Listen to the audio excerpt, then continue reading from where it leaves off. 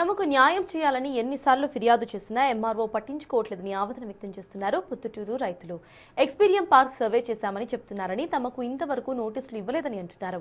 ఇప్పటికే 4 సార్లు కంప్లైంట్ చేశామని, తమ ఫోన్ కూడా లిఫ్ట్ చేయడం లేదని మండిపడుతున్నారు. ఆయన కలెక్టర్ కూడా సర్వే చేయడానికి రాలేదని అంటున్నారు. మరింత సమాచారాన్ని మా ప్రతినిధి విజయ్ అందిస్తారు.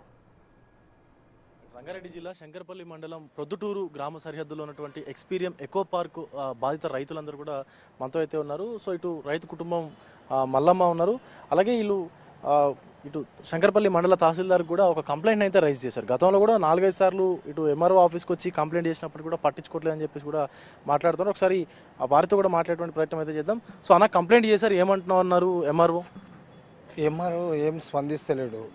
వెళ్ళి చూస్తాను అంటున్నాడు కానీ మాకు ఇన్ఫర్మేషన్ ఇస్తలేడు.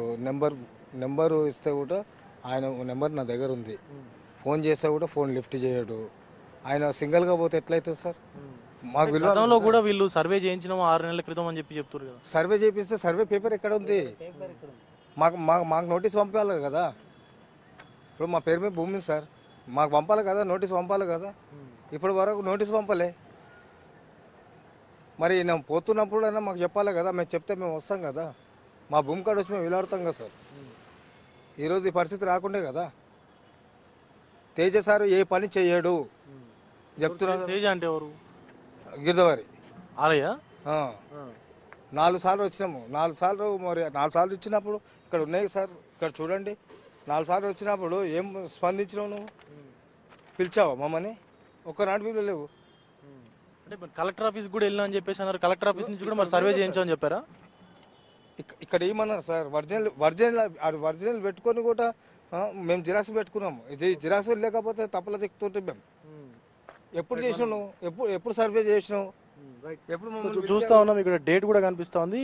28 ఫిబ్రవరి 2025లో కూడా వీళ్ళు కలెక్టర్ ఆఫీస్కి వెళ్ళి కూడా అర్జీ పెట్టుకున్నటువంటి పరిస్థితి ఉంది. కానీ ఇంతవరకు ఒక్కసారి కూడా వచ్చి వాళ్ళ భూమిని అసలు సర్వే చేసినటువంటి పాపాన పోలేదంటూ కూడా రైతులు అయితే మాట్లాడుతూ ఉన్నారు. అంటే గతంలో 6 నెలల క్రితమే వచ్చి సర్వే చేయించామని చెప్తున్నారు సార్. నేను వచ్చినప్పుడల్లా బోర్డు పాత సార్, నాకు బోర్డు పాత సార్, నాకు ప్రాబ్లం లేదు. నువ్వు బోర్డు పాత మరి అంటున్నా. బోర్డు పాత దాకా ఎటుకైంది సార్ గారు. నాకు పక్కకు మా ఊరు కావాలి ఆమె ఉన్నది, ఆమె సపోర్ట్ చేస్తలేదు. ఆమె చేను పండి తిరిగి ఏంది ఎంక్వైరీ మొత్తం సర్వే చేయించింది ఆమె. మన శనికాడికి వచ్చి ఎందుకు సర్వే చేయించలేవు? నాకు లెటర్ ఎందుకు పంపలేవు? మళ్ళీ నువ్వు కావాలి కూడా లెటర్ పంపాలి కదా. నేను చెప్పినప్పుడు కావాలి లెటర్ వచ్చి పిలిపియాలి కదా. రామ్దేవ్ చెప్తే ఈయననే ఆర్ఐ మళ్ళీ ఇంకోసారి పోయినా ఇట్లా వాడే బాగుండే పోలీసు పట్టించి నీకు బోర్డు పాతి పోలీసు పట్టిస్తే నీకు జైలుకి వేస్తా అన్నాడు. మళ్ళీ నన్ను ఆర్ఐ ఇట్లా ఈ మాట అన్నాడు సార్. నేను వచ్చుకోం 3వసారి, ఇది వచ్చుకోం 4వసారి, 5వసారి కూడా జరిగింది.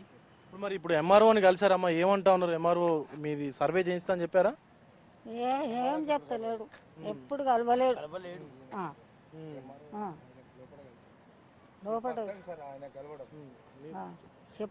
ఏది ఎవరు రాలేరు, నాకు కలవలేరు, చెప్పలేరు.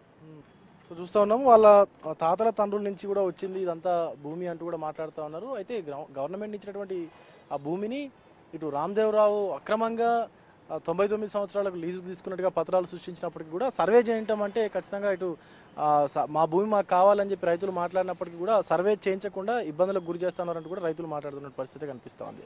సో వీడియో జర్నలిస్టు ప్రసాద్తో విజయ్, బిగ్ టీవీ, శంకరపల్లి నుండి.